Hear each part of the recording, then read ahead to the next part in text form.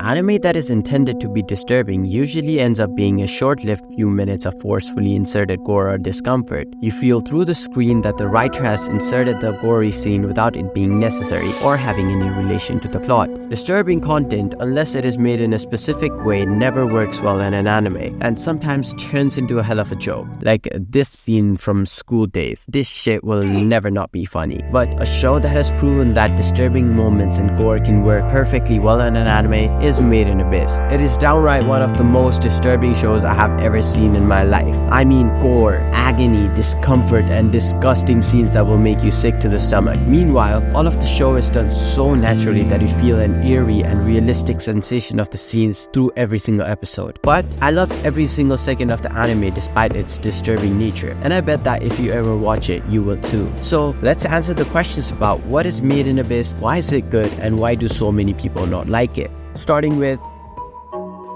Made in Abyss is basically a survival anime where two kids, a robot named Greg and a girl named Rico, go into the abyss to find Rico's mother, who is allegedly at the bottom of the abyss. That's it. That's the premise of the show. But the abyss is fucking huge with multiple layers, with each layer containing its own ecosystem, style, way to travel, dangers and wildlife inhabiting it, and each layer gets more and more dangerous. Ascending up layers has its own curses. The first layer ascension causing just nausea, and it just keeps getting worse till you bleed from every single hole of your body, lose all senses, and in the sixth layer where you lose your humanity if you try to go back up and are effectively stuck in the abyss forever. Pair all this with two children trying to navigate their way through the abyss, and it becomes one hell of a ride, one in which you can never expect what's going to happen next. It's not only the fact that the effects of the curse get stronger and the wildlife gets more dangerous, the show gets more and more fucked up every single time. Like this one scene where Rico gets downright tortured. God damn, this still gives me nightmares.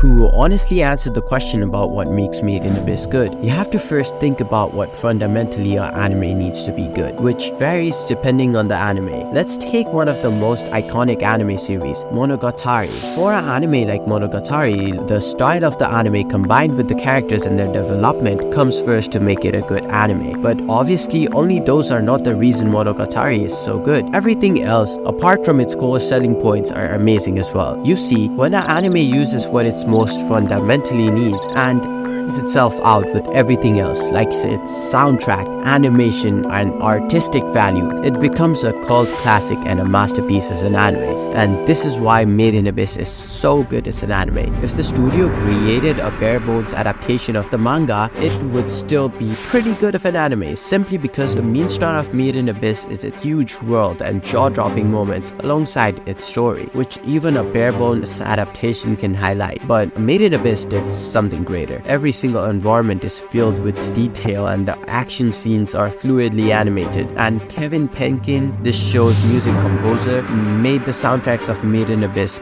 probably the best the anime industry has seen. But what most people find that the anime is most attaching, goddamn give me every single drop of your attention level of show, is how damn realistic Made in Abyss is. Whatever you may think of this anime, in the end, this show is about two children thrown down into a world full of danger, monsters, and uncertainty. The children will not be geniuses with a mature behavior. They will just be children with childlike curiosity and thinking ability and nothing more. And the show follows it down to a T. Like, the character of Rico is written in such a way that her curiosity and fascination of the abyss keeps getting her into increasingly dangerous situations. But slowly she adapts a more and more cautious behavior after realizing that if she is not careful, this journey could end at any moment as we travel slower into the abyss. And oh boy, do we travel far down. Another plus point of Made in Abyss is that it does not linger around any place if there is no need or the development is not natural. In fact, by the second season of the show, we end up reaching to the point of no return after traveling 6 different floors, with none of the floors seeming too fast gone, but each floor having their own points in the story that gets perfectly wrapped up in a happy end or a sad one, which is the nature of the beautiful story of Made in Abyss. But as we are on the internet, even this anime has caused massive controversies and headlines, which has led many people to not liking the anime and some completely hating on it. So let's talk about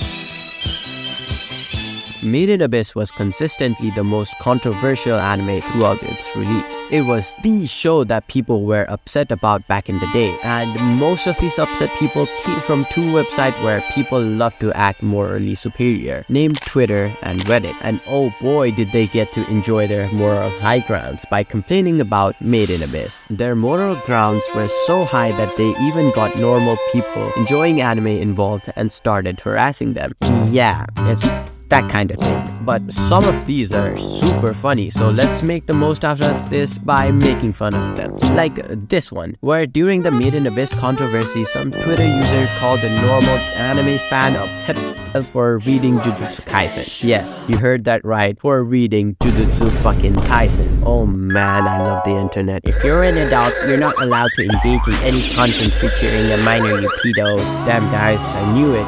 Watching Dora the Explorer makes me a pedo after all. Oh man. Before I continue, I'm not a lolicon. But okay, enough making fun of people. The real question here is if Made in Abyss is really that bad. And the answer is kinda. Child nudity, gore, torture, and the literal fact that the author chose to put minors as the main character of the show is what everyone seems to be upset about. And the worst part is, I agree with these people. Because you don't need to think much to realize how fucking stupid this shit is. Rico is getting naked on screen every 5 minutes. The show keeps mentioning Reg's dick being real and they just keep talking about peeing.